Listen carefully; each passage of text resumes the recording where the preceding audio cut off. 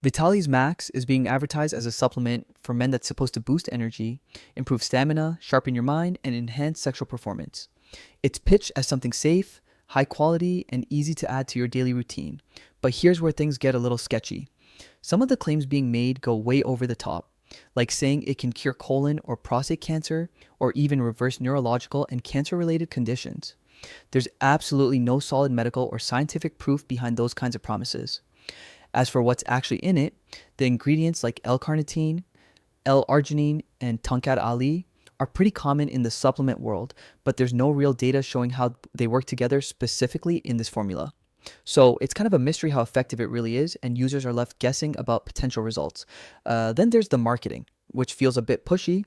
You'll see stuff like limited time only deals, huge discounts, and vague claims about major improvements. That kind of pressure selling usually means you should slow down, read the fine print, and take a closer look before making any purchase decision. There's also the broader issue of safety. The FDA has found hidden pharmaceutical drugs in some male enhancement supplements before. While there's no proof that Vitalis Max falls into that category, it does remind you how important it is to make sure products are properly tested, regulated, and safe for long-term use, especially if you have existing health conditions.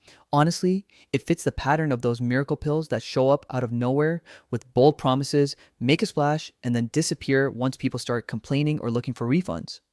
Bottom line, the marketing is loud, but the science isn't. It's smart to talk to a doctor before trying anything like this and to research independently.